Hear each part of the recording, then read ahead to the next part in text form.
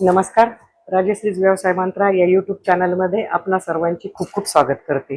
चला तर आपल्या नवनवीन व्हिडिओ पाहण्यासाठी आजपर्यंत ज्यांनी सबस्क्राईब केलेलं नाही, लाईक केलेलं नाही तर कृपया करा. कारण दिवसेंदिवस आपल्या सबस्क्रायबरची संख्या वाढत आहे, व्हिडिओचे कंटेंट नवनवीन येत आहे. अपडेशनमध्ये आपला राजश्रीज व्यवसाय मंत्रा चाललाय. लवकरच आपण सिल्वर बटनाकडे वाटचाल करत आहोत. तर कृपया सगळ्यांना विनंती आहे, आजच चॅनलला सबस्क्राईब करून घ्या. तर आजचा आपला नवीन व्हिडिओ म्हणजे नवीन गोष्टी तुमच्यापर्यंत पोहोचवण्याचा माझा जो हा प्रयास असतो. तर काही महिलांचे मला जे प्रश्न येतात तर त्याचे उत्तर म्हणून आम्ही हे व्हिडिओ करतो. तर आता सांगायचं तात्पर्य की आता बऱ्याच महिला येतात, समोर बसतात, अक्षरशः कधी कधी इमोशनल होऊन रडतात आणि प्रश्न एकच असतो, आम्हाला व्यवसाय करायचा, आम्हाला व्यवसाय करायचा, आम्हाला काहीतरी करायचं. मग आम्हाला काहीतरी करायचं ते कशापोटी करायचं? काहींना आर्थिक चणचण असते म्हणून करायचं, काहींना घरामध्ये पटत नाही म्हणून मला बाहेर पडून काहीतरी करायचं, काहींना घरातले म्हणताय तुला काही जमतच नाही, तू आयत बसून खाती म्हणून करायचंय, काहींना मैत्रीण करती म्हणून करायचंय, काहींना वाटतं मी सुशिक्षित आहे, मी घरी का बसू, माहेरचे विचारतात, नातेवाईकात विचारतात, तू अजून घरीच आहे का, तू काहीच करत नाही का. हे असे एक ना अनेक प्रश्न महिला भगिनींचे असतात आणि त्या समोर येऊन बसतात आणि आम्हाला व्यवसाय करायचा.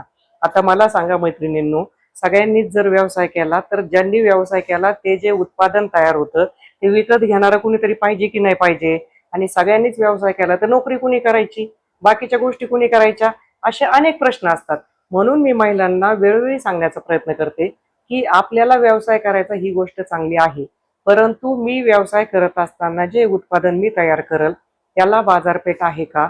मी जी गुंतवणूक करणार, समजा मॅन्युफॅक्चरिंग इंडस्ट्रीमध्ये मी काहीतरी प्रोडक्ट बनवण्यासाठी काहीतरी मशीन घेणार, त्यासाठी मी एक अमाऊंट कर्ज करणार, मग ते माझ्या डोक्यावर राहणार, मी गाळा भाड्याने घेणार किंवा स्वतःचा असणार. मग तितक्या प्रमाणामध्ये जर माझे कस्टमर झाले नाही तर मला ते नैराश्य येणार, मला वाईट वाटणार, मी नेहमी प्रेशरमध्ये राहणार आणि मग मला एक दिवस तो धंदा बंद करावा लागणार. तर असा सगळा इथपर्यंत विचार जाण्यापर्यंत आपली मजालच जात नाही, फक्त आम्हाला व्यवसाय करायचा. बरं, दुसरे प्रश्न, आपण एक व्हिडिओ केला, आम्हाला घर बसल्या काम द्या. आवर्जून तो व्हिडिओ बघा. घर बसल्या काम देणारे आम्ही कुणी नाही, तुम्ही स्वतः घर बसल्या करू शकता. कसं करू शकता, कुठले व्यवसाय करू शकता, तो देखील व्हिडिओ आहे, तो पण आपण नक्की पाहिला पाहिजे. कारण त्या व्हिडिओमधून कंटेंट रायटिंगचे असतील, ट्रिप ऑर्गनाईज करण्याचा असेल, इव्हेंटचे असतील, डिजिटल ट्रेनिंग देणं असेल, वर्क फ्रॉम होम जसं कोरोनामध्ये करत होते त्याच प्रकारे आपणही करू शकता. जरुरी नाही की तुम्ही IT इंजिनियरच पाहिजे, तुम्हाला कॉम्प्युटरचं खूप नॉलेज पाहिजे तरच तुम्ही घर बसल्या करू शकता. नक्की आणि नक्की तुम्ही जर सोशल मीडिया हँडल करताय, तुम्हाला फेसबुक, इन्स्टा, युट्यूब कळतं, म्हणजेच तुम्ही घर बसल्या डिजिटल प्रकारे व्यवसाय करू शकता. त्यामध्ये टेन्शन घेण्याची गरज नाही. मग आता प्रश्न उरला, आम्ही कोणते व्यवसाय करायचे. खूप गरज आहे, खूप गरज आहे डिजिटल काम करणाऱ्या लोकांची, फक्त त्यांच्यापर्यंत आपण पोहोचत नाही. तर कृपया तो व्हिडिओ बघा, घर बसल्या करता येणारे व्यवसाय.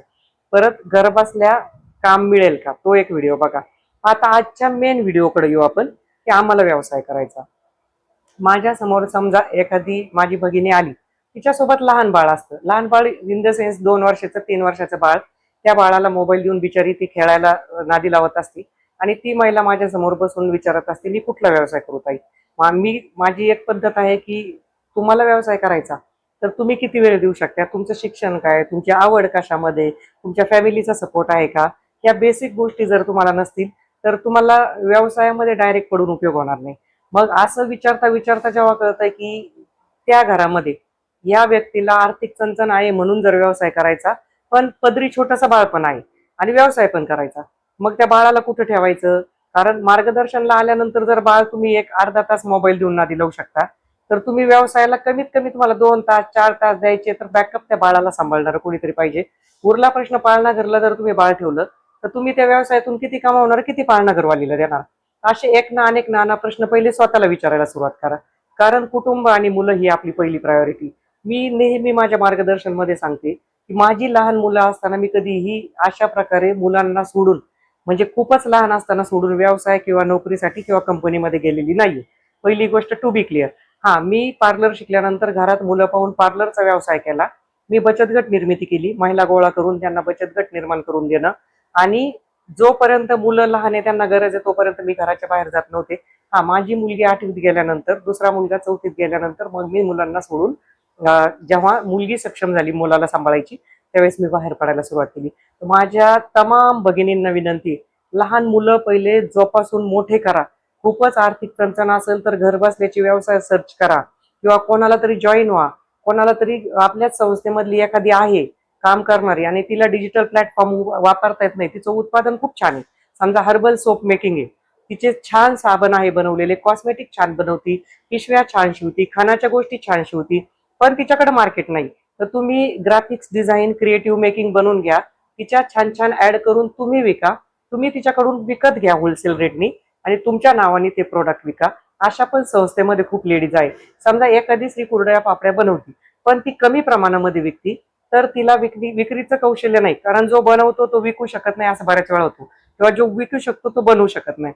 याचा मिलाप आपल्याला करायचा आहे.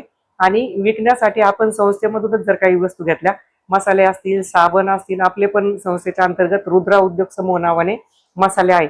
कोणालाही होलसेलमध्ये पाहिजे असेल तर आम्ही विकायला देऊ आणि नक्कीच देऊ. तर तुम्ही संस्थेच्या नंबरशी संपर्क साधा. तर साबण विकू शकता, मसाले विकू शकता, कुरडया पापड्या विकू शकता, सिजनेबल अगदी घट बसवण्याच्या महिन्यामध्ये आणलेले मडके कुंभारवाड्यातून येऊन विकू शकता. तुम्ही माती विकू शकता आणि घरबसल्या विकू शकता. ते कसं? डिजिटल प्लॅटफॉर्म वापरणे आणि आपण म्हणतो की डंजोच्या स्वरूपामध्ये लांबच्या डिलिव्हरी असेल त्याच्या ऍड करून आपण देऊ शकतो. निवडलेल्या भाज्या विकू शकता. एक कुणीतरी सपोर्टला घेतं, बऱ्याच महिलांना मिस्टरही सपोर्ट करू शकता. आठवड्यातून महिन्यातून कुठेतरी स्टॉल लावू शकता, त्या माध्यमातून मार्केटिंग करू शकता. प्रश्न हा येतो की व्यवसाय करायचा पण त्याच्या मागं काय, काहीच रोडमॅप नसतो. समजा तुम्हाला वाती बनवायचा व्यवसाय करायचा, तर त्या मशीनची तुम्हाला ठीक आहे, मशीन घेतलं आणि वाती बनवायचा व्यवसाय टाकला म्हणून सगळं झालं का? नाही. माझ्या वाती घेणारा कस्टमर क्लास आहे का, ग्राहक वर्ग आहे का, याची पहिली चिंता आपण करण्याची गरज आहे. मार्केटमध्ये जर मला मला मशीन 25,000चं घ्यायचं, तर आज रोजी मला महिन्याला 10,000चं तरी कन्फर्म ऑर्डर पाहिजे. कोणाचं तरी मला MOM साईन केलेलं पाहिजे. कारण म्युच्युअल अंडरस्टँडिंग मध्ये तुम्ही जर एखादं अग्रीमेंट केलेलं नाहीये, तर तुम्हाला कॉन्फिडन्स कुठून येणार की मी हा व्यवसाय करू शकते, मला ग्राहक वर्ग आहे? तर कृपया व्यवसाय करण्याच्या आधी मार्केट सर्च करा. आणि ज्यांना लहान मुलं आहे त्या भगिनींना खूप इच्छा आहे, त्यांनी नक्कीच काहीतरी केलं पाहिजे. त्यांना वाटतं हे मुलं संगोपन मध्ये माझं करिअर संपेल का, मला विसर पडेल का, माझ्या शिक्षणाचा उपयोग होईल का, माझी मैत्रीण माझ्या पुढे निघून जाईल. तर कृपया स्वतःला दोषी अपराधी ठरवू नका. घर बसल्या करता येणाऱ्या खूप गोष्टी डिजिटल स्किल शिकून घ्या आणि एडिटिंगच्या माध्यमातून तुम्ही हे करू शकता. आता उरला प्रश्न, मग व्यवसाय करायचा आहे. मग मी व्यवसाय करायचाच नाही का मॅडम, तुम्ही आम्हाला एवढं घाबरून ठेवलं? नक्की करायचा आहे. मग व्यवसाय करत असताना प्रत्येकीने स्वतःच्या आवडीचे 5 व्यवसाय कागदावर लिहायचे. त्यामधले तुम्हाला कन्फ्युजन असेल तर वैयक्तिक व्यावसायिक मार्गदर्शनला आमच्या समोर बसा. तुम्ही व्यवसायाला किती वेळ देऊ शकता, घरातलं सगळ्या कामाचं कॅल्क्युलेशन करा. मला घरकामाला किती वेळ लागतो, मला नातेवाईकांच्या फोन कॉलिंगला किती वेळ लागतो, मला मुलांना किती वेळ द्यायचा आहे, मला हजबंडला किती वेळ द्यायचा आहे, मला समाज कार्याला किती वेळ द्यायचा आहे, मला आध्यात्मिक कार्याला किती वेळ द्यायचा आहे. सगळ्या याच्या तुम्ही जेव्हा टाइम मॅनेज केला, मग तुमच्याकडून व्यवसायाला किती वेळ राहतो हे ठरवा. स्वतः पहिलं नॉलेज गेन करा. जो व्यवसाय करायचा त्याच्या युट्यूबला 2 तरी व्हिडिओ बघा. राजश्रीज व्यवसाय मंत्राचा रोज 1 तरी व्हिडिओ बघा. आणि तिथून तुम्हाला अडचणी आल्या तर नक्कीच आम्ही आहोत. आम्ही महिलांना वेळोवेळी सांगतो, पहिलं आमचा SMBS चा फॉर्म भरून आमच्या रूप खाली या. म्हणजे तुम्ही SMBS फॅमिली मेंबर जेव्हा होता, तर त्यावेळेस तुम्हाला बऱ्याच गोष्टी इथून फ्रीमध्ये मिळत असतात. जशी की महिन्याची मीटिंग, एकदा 199 भरले, रजिस्ट्रेशन केलं, दर महिन्याच्या मीटिंगला तुम्ही सोबत प्रोडक्ट आणू शकता, विकू शकता. तिथं आलेल्या 100-150 महिलांचे कॉन्टॅक्ट तुम्हाला मिळतात. तुमचे PR स्ट्रॉंग होतात. कारण कुठलाही बिझनेस करण्यासाठी पब्लिक रिलेशन PR स्ट्रॉंग असायला पाहिजे. आणि ते तुम्हाला कुठून मार्केटमधून ट्रस्टेबल मिळणार का? कदाचित मिळतील, कदाचित मिळणारही नाही. पण इथे येणारे कॉन्टॅक्ट हे ट्रस्टेबल असतील. दर मीटिंगला वेगळ्या 50-60 तरी महिला येतात. म्हणून मीटिंग सोडायची नाही. पहिली प्रोसेस, फॉर्म भरला, मीटिंगला या, माहिती घ्या, एकमेकीचे प्रोडक्ट तुम्ही विकू शकता का त्याच्यावर अभ्यास करा, विचार करा, डिजिटल कौशल्य शिकून घ्या. आता आपण आज डिजिटल मार्केटिंगचा जो क्लास लावलेला आहे, तर तो क्लास चांगल्या प्रकारे शिकून घ्या. काही अडचणी आल्या तर आम्ही तुमच्यासाठी आहोत. दुसरी ही बॅच डिजिटल मार्केटिंगची तयार होती, कारण असंख्य महिला भगिनींचे प्रश्न आहे की आम्हाला डिजिटल मार्केटिंगचा क्लास करायचा, आम्हाला काहीतरी शिकायचं. तर नक्कीच तुम्हाला शिकायला मिळणार आहे. संस्था तुमच्यासाठी नेहमी कटिबद्ध असेल. 1 पाऊल तुमचं असेल, 2 पाऊल आमचे असतील. म्हणून आजच सक्रिय व्हा. संस्थेच्या माध्यमातून आपल्या वेगवेगळ्या बिझनेसच्या आपल्या ज्या ग्रुपवर ऍड येतात त्याची पण चौकशी करा. रिव्ह्यू टाकायला विसरू नका. एकमेकीचे प्रोडक्ट खरेदी करा. एकमेकीला भरभरून रिस्पॉन्स द्या. एकमेका सहाय्य धरू अवघे धरू सुपंत, एकमेका सहाय्य करू अवघे धरू सुपंत या म्हणीप्रमाणे हातात हात घालून आपल्याला पुढे जायचंय. एकमेकीच्या मालाबद्दल पॉझिटिव्ह बोललं तर तुम्हाला पण त्या पॉझिटिव्ह बोलतील. आणि ग्रुपमध्ये कोण काय करतं याची जाण ठेवा. सगळ्यात पहिलं व्हॉट्सअप उघडल्यानंतर या ग्रुपकडे तुमचं बोट गेलं पाहिजे, कारण इथून तुम्हाला मान, प्रतिष्ठा, पैसा, अडका, एन्जॉय सगळं मिळणार आहे. म्हणून अजूनही वेळ गेलेली नाहीये. फॉर्म भरलाय पण 4-4 महिने मिटिंगला येत नाही. फॉर्म भरलाय पण ग्रुपवर लक्ष देत नाही. फॉर्म भरलाय पण रात्री 8 वाजता रिव्ह्यू टाकत नाही. बिझनेस भरपूर होतोय पण रिव्ह्यू टाकत नाही. कोणाला माहिती पडणार आहे? मी रिव्ह्यू टाकला, माझा खूप बिझनेस होतो, मला संस्थेला काही द्यावं लागलं तर? मुळीच नाही. आम्ही कोणालाही काही मागत नाही. तुमच्या सोयीच्छेने जे 2 कार्यक्रम वर्षभरातले होतात, महिलांसाठी केलेले कार्यक्रम असतात. म्हणजे आलेल्या डोनेशनचा आपण तिथंच वापर करतो. कुणीही कुठलीही शंका घेऊ नका. अतिशय पारदर्शकपणे आपण ही संस्था चालवतो. श्री स्वामी समर्थ महाराजांच्या आशीर्वादाने संस्थेचं नाव लौकिक महाराष्ट्रभर झालंय. आपल्या चॅनलचे पण सबस्क्रायबर वाढले, इंस्टाग्रामला पण फॉलोअर वाढताय दिवसेंदिवस. फक्त नंतर पश्चाताप नको, मी तेव्हा जॉईन होते पण मी ऍक्टिव्ह का नाही राहिली. कारण नवीन नवीन लेडीज येऊन तुमची जागा ऑक्युपाय करणार आहे. त्यावेळेस असं नको व्हायला की आता ग्रुप फुल झालाय आता बस. म्हणून अजूनही वेळ गेलेली नाहीये. तुमच्या नवीन मैत्रिणींना ग्रुपमध्ये सहभागी करा. ज्यांना कोणाला प्रशिक्षण द्यायची इच्छा आहे त्यांनी संस्थेशी प्रशिक्षणासाठी संपर्क करा. कुठलेही प्रश्न असू द्या संस्थेच्या नंबरवर पहिले मेसेज करा, कारण कॉल खूप येतात. कॉल उचलला गेला नाही तर तुम्हाला नाराजी वाटायला नको. पहिलं मेसेज करून परमिशन घ्या, कॉल कधी करू, आणि तुमच्या प्रश्नांसाठी आम्ही नेहमी कटिबद्ध राहू. धन्यवाद.